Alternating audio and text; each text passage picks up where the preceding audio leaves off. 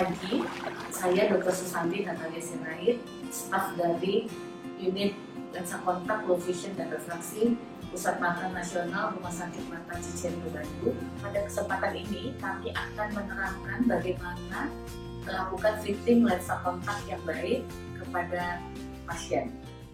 Pertama, lakukanlah pemeriksaan refraksi subjektif yang dapat menggunakan alat trial frame, trial lens, Snellen chart, ataupun phoropter. Periksalah visus dasar pasien untuk kedua mata.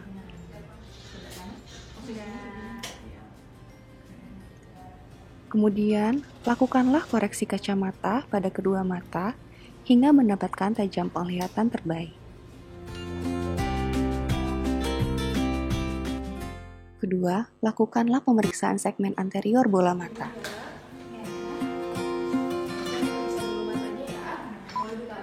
Dengan menggunakan slit lamp, lakukanlah pemeriksaan untuk memastikan kontraindikasi pemakaian lensa kontak.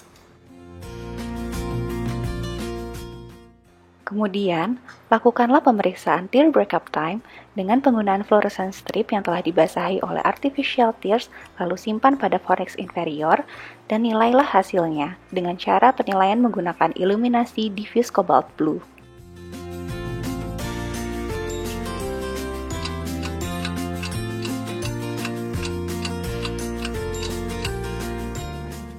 Pemeriksaan selanjutnya adalah shimmer test dengan cara meletakkan kertas shimmer pada fornix inferior selama 5 menit.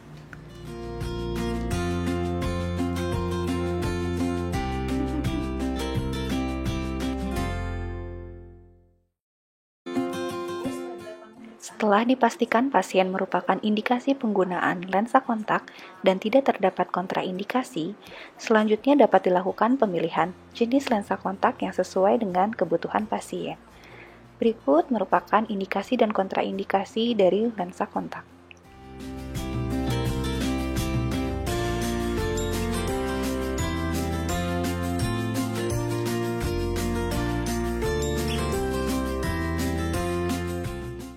Pengukuran diameter iris dengan mengukur jarak antar limbus ke limbus melalui bagian tengah pupil.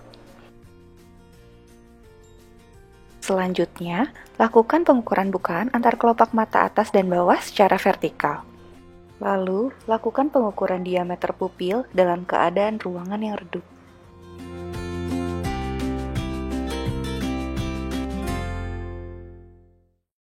Pemeriksaan keratometri dilakukan untuk mengukur kelengkungan permukaan anterior kornea hingga mendapatkan nilai K1 atau flattest K yang merupakan kurvatura kornea terendah dan nilai K2 atau steepest K yang merupakan kurvatura kornea tertinggi. Pemeriksaan dapat menggunakan autokeratometer atau keratometri manual.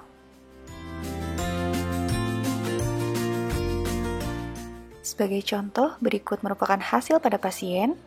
Dari hasil keratometri ini, terlihat bahwa nilai terendah merupakan nilai K1 atau K flattest dengan nilai base curve yang berbanding terbalik, di mana pada K1 lebih besar dibanding dengan base curve pada K2. Untuk menentukan base curve pada lensa kontak RGP, perlu melihat nilai astigmat dan juga diameter lensa kontak yang didapatkan dari hasil perhitungan HVID dikurangi kurang lebih 2 mm. Pilihlah lensa kontak sesuai base curve dan diameter yang mendekati hasil pemeriksaan pasien. Cucilah tangan dengan air mengalir dan sabun rendah deterjen. Pastikan kuku jari tangan dalam keadaan bersih dan pendek. Bersihkan lensa kontak menggunakan multipurpose solution secara sirkular atau searah.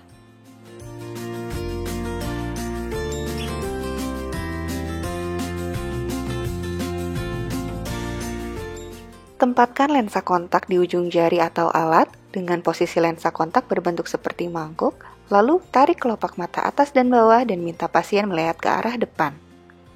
Evaluasi fitting lensa kontak dengan menggunakan fluorescence strip. Parameter yang dinilai secara subjektif adalah kenyamanan dan tajam penglihatan, di mana lensa yang fit akan memberikan tajam penglihatan yang stabil. Secara objektif adalah coverage, sentrasi, pergerakan, dan pola fluoresen. Pada pasien ini, dengan base curve 7,7, terlihat hasil yang loose fit. Lalu, kita coba menggunakan ukuran base curve yang lebih kecil, yaitu 7,65, dan hasil yang didapatkan adalah loose fit.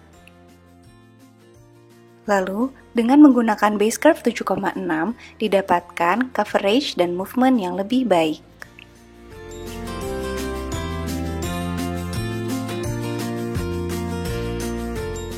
Berikut merupakan contoh dari kontak lens yang well fit.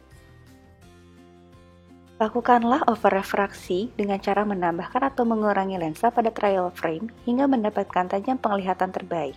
Perhitungkan jarak vertex sesuai dengan tabel berikut apabila kekuatan lensa pada trial frame memiliki nilai 4 dioptri atau lebih.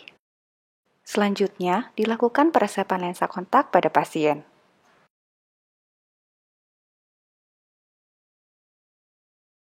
Berikut adalah cara pemasangan dan pelepasan lensa kontak yang dilakukan secara mandiri.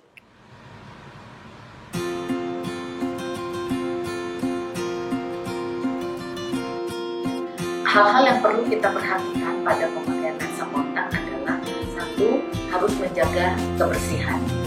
Kemudian, kita memakai lensa kontak sesuai dengan anjuran dokter. Yang paling baik adalah 6-8 jam dalam satu hari.